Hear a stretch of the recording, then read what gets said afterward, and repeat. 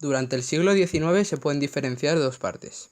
La primera, hubo un estancamiento demográfico, y en los últimos 30 años aumentó la natalidad y disminuyó la mortalidad debido a mejoras en la economía, en la sanidad y en el control de la crisis de subsistencia. En España en este siglo se dan dos tipos de migraciones, las internas y las externas. Las internas fueron las estacionales en tiempos de cosechas y las definitivas hacia zonas industriales como Cataluña, Madrid y el País Vasco. Las externas se dieron sobre todo a América. Los que emigraron fueron del norte y de Canarias.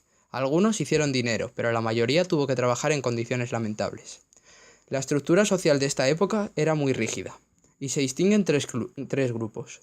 Una clase media, muy escasa, una élite que controlaba la riqueza y eran de la mayoría de la aristocracia y burguesía, y una clase popular muy amplia, con condiciones laborales y sociales pésimas, y diferentes entre el mundo rural y las ciudades. La mayoría de la población era analfabeta, y la mujer tenía un rol doméstico y familiar. Se hicieron las primeras leyes educativas, pero no funcionaron. Se desarrolla el movimiento obrero a partir de 1868, fundamentalmente en Cataluña y Andalucía. Se celebran las primeras asociaciones internacionales de obreros, y en 1879 se forma el primer grupo marxista, que dio lugar al PSOE. A este partido se le vinculó el sindicato de UGT. Se consolidó en zonas industriales y se presentó a las elecciones de 1810. A los anarquistas se les reprimió mucho durante este siglo, y estos actuaron de dos formas. Intentaron abolir la propiedad e implantar el comunismo con asesinatos como el de Cánovas en 1897 y crearon sindicatos como la CNT. ¡Hey, Cánovas! ¡Nos vemos en el Congreso!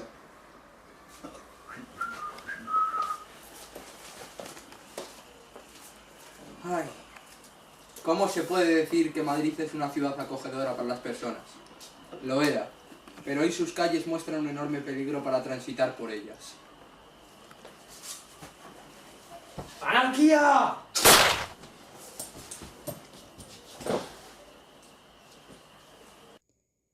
.3 Transformaciones culturales. Cambio en las mentalidades, la educación y la prensa. A mediados del siglo XIX comienza un periodo de transformación cultural, dirigido hacia una modernización del país. Dichas transformaciones fueron causadas por movimientos como el krausismo y el regeneracionismo, movimiento que surgió a raíz del desastre del 98 y plantea la necesidad de realizar un proceso de reforma que permitiese superar la decadencia en España. Además, critica la restauración y el caciquismo, y tiene un tono pesimista, ya que critica el pensamiento político, cultural y económico. Dicho pensamiento queda expresado en la obra La España sin pulso, de Francisco Silvela, Hundida en un marasmo terminal, de Miguel de Unamuno, y Escuela, despensa y 7 llaves, sobre el sepulcro de Cid, de Joaquín Costa, el cual es el principal representante del regeneracionismo intelectual. Además, dicho movimiento tiene una tendencia europeísta, apoyado por Ortega y Gasset, que tiene como fin olvidar las glorias pasadas. El krausismo influye especialmente en la enseñanza, y pretenden aumentar la curiosidad científica, la capacidad analítica y el espíritu crítico. Además, potencia la práctica del deporte, en especial del fútbol, siguiendo las teorías británicas. En 1857, mediante la Ley Moyano, la educación primaria se convierte en obligatoria. En 1876 es fundada la Institución Libre de Enseñanza por Francisco Giner de los Ríos, la cual poseía un claro mensaje de tolerancia. En 1900 se crea el Ministerio de Instrucción Pública, que procurará la extensión del sistema educativo a la vez que mejora la calidad de este. La prensa era uno de los principales vehículos de expresión y creación de opinión y de difusión de las corrientes culturales europeas, además de dar a conocer las obras de los principales autores de la época y los acontecimientos más destacables. Destacan periódicos como La Fontana de Oro. A partir de los años 30, la prensa adquiere una dimensión nacional con periódicos como La Época, El Debate, el ABC o El Sol, fundado por Ortega y Gasset, que se encargan de difundir las ideas liberales. En las manifestaciones artísticas y literarias surgen distintos movimientos como el romanticismo histórico, el romanticismo liberal, A mediados del siglo surge el realismo, cuyo máximo representante es Benito Pérez Galdós. Más tarde, de Latinoamérica surge el modernismo, representado por Rubén Darío y Juan Ramón Jiménez. La generación del 98 representada por Unamuno, Azorín y Valle Inclán. La del 14 por los hermanos Machado. Y la del 27 por Federico García Lorca, Pedro Salinas, entre otros.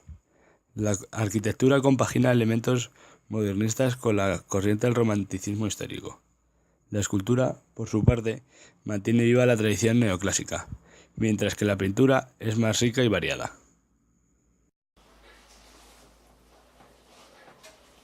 Ay, Julieta. Todavía recuerdo esas tardes paseando por La Habana, antes de aquel funesto desastre en 1898. Ahora no me salen las palabras.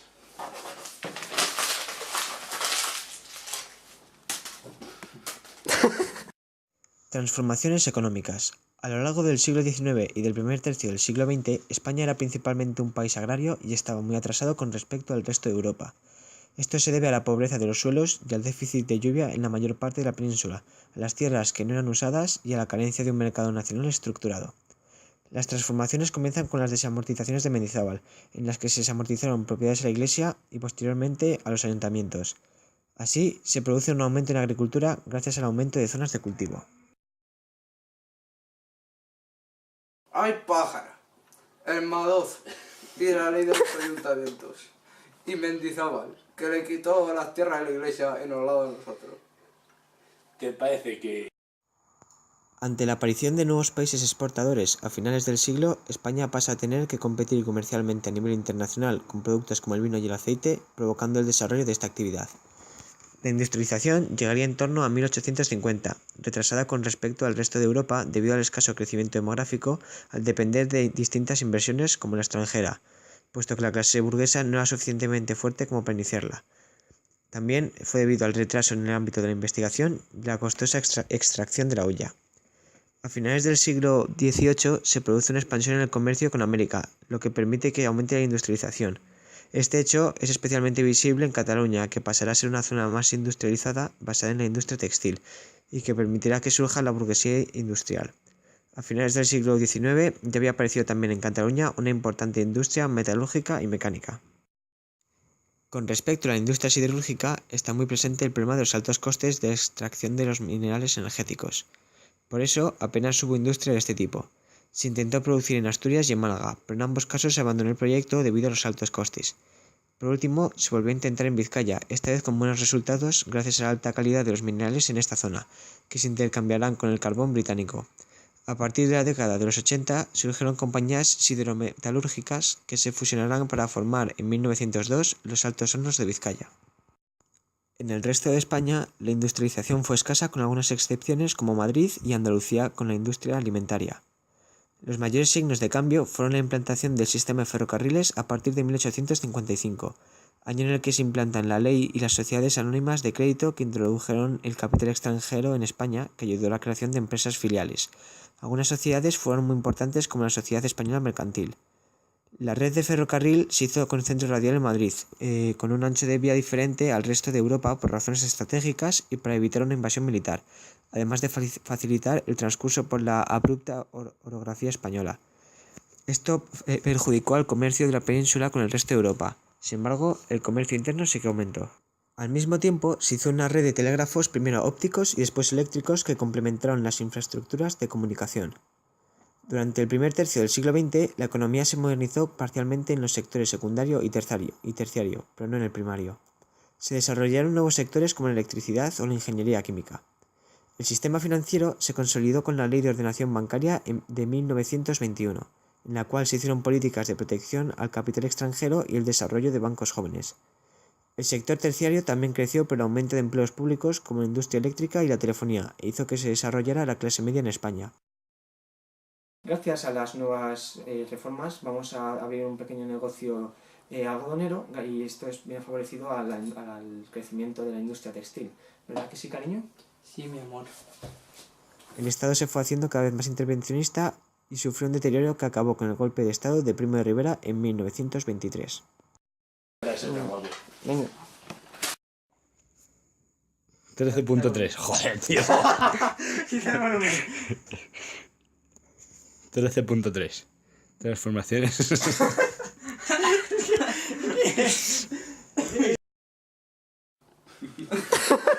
A ver, no me metes el 3 porque el 3 le voy a grapar, ¿vale? A ver. Ya, me voy a acordar todo el rato de esa risa. Ya. Bueno, debido a las nuevas industrias que ha habido últimamente, o a las nuevas industrias, ¿cómo que nuevas industrias? Imposible.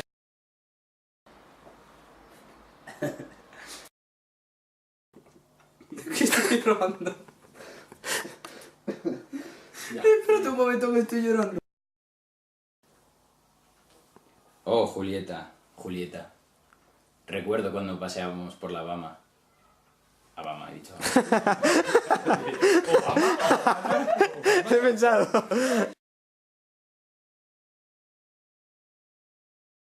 Estamos en el Congreso, ya haga yo. Leo la noticia y luego entras tú. ¿Y ya está? ¿Pero paso por ahí? Sí. Pero Pasas sí. por aquí. Jota, tú graba de ahí. Salgo por ahí. No, sales por ahí. Es que entonces es muy pequeño. No. Sí. Ichi, ¿podemos retirar un poco la mesa? La podemos quitar completamente si hace falta. Claro, que pase por aquí y diga, venga por aquí y diga hasta luego, claro. Ay, pájara. Se despiertan desde tiempo. A ver. Moza mía. Le Petit Charlie.